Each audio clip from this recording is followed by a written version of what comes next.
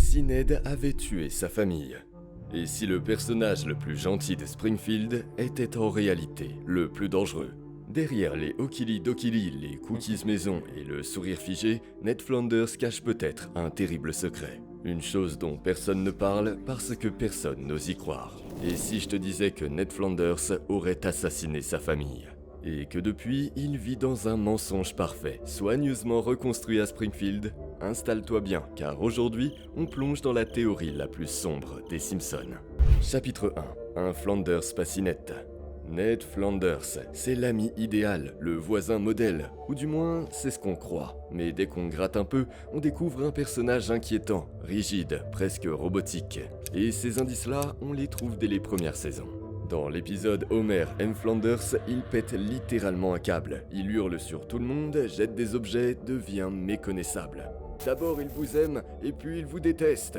Ce n'est pas une simple colère, c'est une crise profonde, une cassure dans le masque, comme si toute cette gentillesse était une deuxième identité. Dans l'épisode Hurlement à la Lune, on découvre l'enfance de Ned, et c'est violent. Il était incontrôlable, il hurlait, mordait, frappait tout ce qui bougeait. La solution trouvée par le docteur, 8 mois de fessée 24 heures sur 24. Depuis, Ned ne s'énerve plus, mais il ne ressent plus rien non plus. Tu sais ce que ça donne, en vrai? Des gens complètement refoulés, incapables d'exprimer une émotion et qui explosent trop tard, trop fort sur la mauvaise personne. Tu vois ce que ça veut dire? Ned ne s'est pas calmé, il a été cassé, formaté, mais cette rage, elle est toujours là. Elle est juste contenue.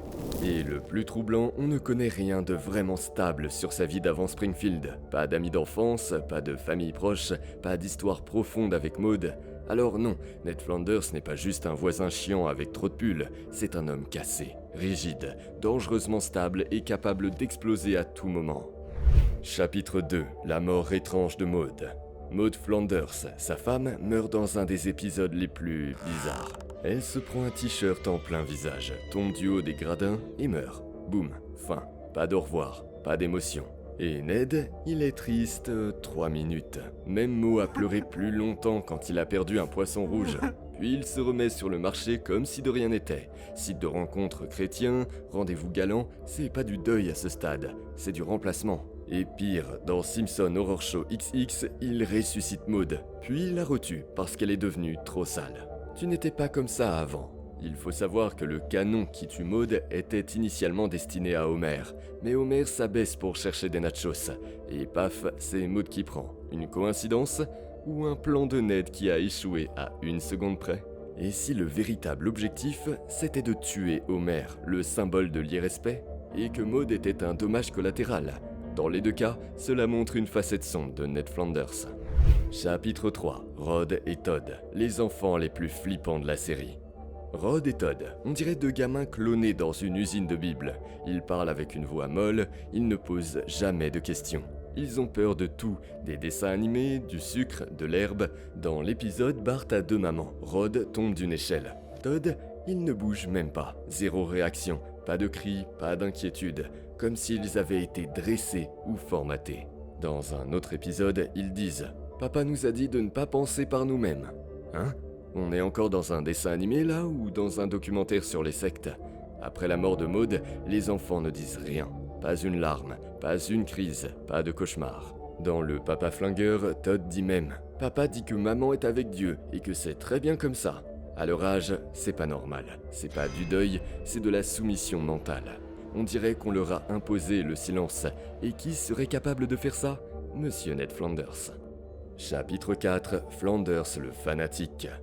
Flanders est obsédé par la religion, mais pas la religion douce, la version hardcore. Dans plusieurs épisodes, il croit que Dieu lui parle. Il entend des ordres, des signes. Encore dans les Simpsons Horror Show XX, il tue Homer pour purifier la ville.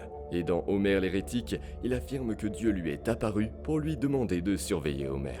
D'ailleurs, dans plein d'autres épisodes, il affirme qu'il parle directement avec Dieu, qu'il entend des messages. En soi, c'est pas un mal si c'est pour des choses saines, mais là, on parle de meurtre. Dans la vraie vie, ça s'appelle une dérive fanatique. Et chez les tueurs en série, c'est une excuse classique de dire « Dieu m'a dit de le faire ».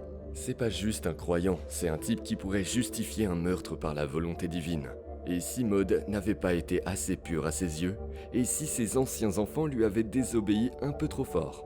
Regardez, un des signes les plus troublants. Ned passe à autre chose à une vitesse glaçante. Maud meurt, il rigole avec les voisins une semaine plus tard. Il perd sa maison, il la reconstruit en 48 heures. Il perd sa nouvelle femme, il retourne à la routine comme si de rien n'était. Ce n'est pas de la résilience, c'est du refus total de la réalité. Et chez les vrais criminels, c'est une stratégie classique. Raser le passé, nier les émotions, remplacer ce qui gêne. Chapitre 5. L'épreuve cachée dans la série. Ici, on rentre dans le dur. Voici les indices que tu n'avais peut-être jamais remarqués. Dans Homer M. Flanders, on visite l'intérieur de chez lui. Tout est rangé au millimètre, les rideaux repassés, les tableaux symétriques, les gâteaux numérotés. On n'est plus dans l'ordre là, on est dans l'obsession totale. Comme quelqu'un qui cache quelque chose, comme s'il avait peur qu'un détail trahisse son passé. J'irai plus loin, et si les habitants de Springfield savaient que Ned n'est pas net, mais qu'ils fermaient les yeux? Pense à ça, dans Un pour tous, tous contre un, Ned devient chef de la ville. Il impose les lois de la Bible, lapidation, excommunication, interdiction des jupes courtes. Et au début, tout le monde le suit, comme si les habitants savaient qu'il est dangereux, et préféraient lui obéir que de se rebeller. Et dans plein d'épisodes, Homer dit « Ce mec me fait flipper ». Et si tout était là depuis le début? Et si Ned Flanders n'était pas un voisin gentil, mais un tueur refoulé, un fanatique, un homme qui a tout effacé et se cache derrière une nouvelle identité de l'homme parfait? Il a peut-être tué sa femme. Peut-être que Rod et Todd ne sont pas ses vrais enfants. Peut-être que tout ça, c'est la nouvelle vie qu'il s'est construite, après avoir tout détruit. Et maintenant, la vraie question est, et si Ned Flanders frappait à ta porte, avec son sourire figé et ses cookies à l'avoine? Tu ouvres ?